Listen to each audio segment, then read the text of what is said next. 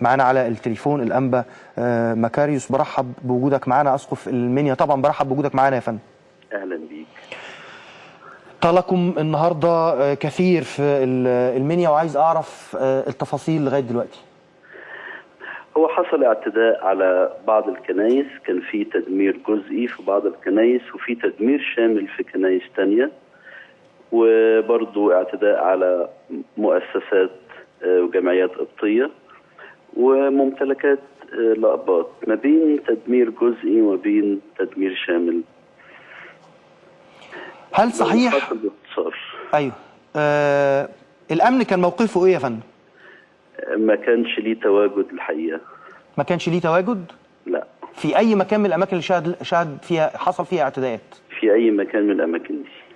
اتأخر، طلبتم الاتصال بيه، إيه اللي حصل؟ اعتذروا. اعتذروا عن الوجود ولا اعتذروا عن التقصير؟ لا، اعتذروا عن انهم يجوا يتواجدوا. اعتذروا عن التواجد؟ ما جوش، يعني طلبناهم وما جوش في كل المواقع اللي حصل فيها تدمير وحصل فيها حرق واعتداءات.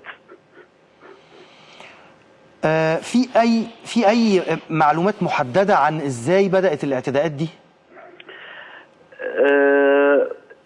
تزامنت مع بدايه فض الاعتصامات.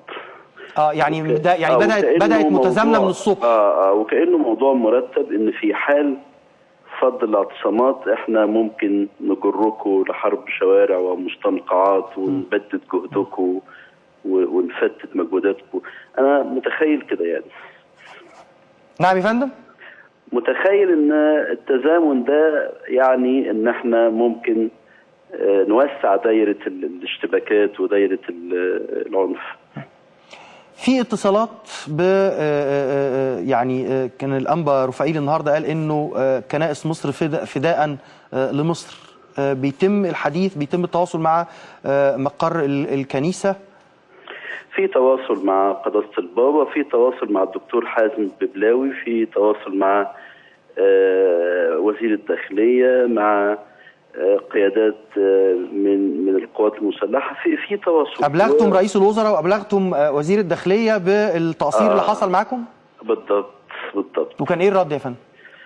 احنا هنتلافى التقصير ده مستقبلا، وهيبقى فيه تواجد أمني أكتر ووعود من هذا القبيل يعني. لكن هل بدأت الوعود دي في الظهور على الأرض ولا لا؟ نأمل إنها تظهر. لا يعني الأماكن دلوقتي في حراسة عليها ولا لا؟ لا مفيش. لغاية هذه اللحظة، حتى هذه اللحظة؟ لا مفيش للأسف. الوضع دلوقتي، هل الأهالي بيقوموا بالحراسة؟ اللجان الشعبية؟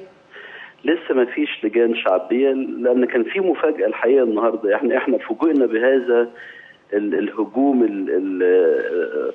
المتسع أفقيا، يعني في أكتر من مكان في وقت واحد، ونفس المنهج هو نفس الأسلحة المستخدمة، نفس السيناريو هو في الأماكن اللي حصل فيها اعتداءات، سواء في المنيا أو بره المنيا. وقلنا لو في تواجد أمني كان على سبيل الوقاية كان منع، وحتى لو مش وقاية وكان ممكن يقلل النتائج، كان ممكن يحجم النتائج اللي حصلت دي تبقى أقل من كده كتير. ولو سيارات الإطفاء استجابت لطلبنا وندائنا كان ممكن برضو السيطرة على الحرائق دي، لكن النار اتثابت لحد ما دمرت الأماكن اللي اشتعلت فيها. قداسة البابا كانت متابعته ازاي للي بيحصل فيه؟ قال أنا متألم وبنصلي من أجل مصر كلها، ونأمل إن دي تكون يعني فترة عارضة وتعدي وهيمة وتعدي يعني. الأنبا مكاريوس أسقف المنيا، عزاؤنا جميعا من مصريين إلى مصريين. بشكر حضرتك شكرا جزيلا على وجودك معنا.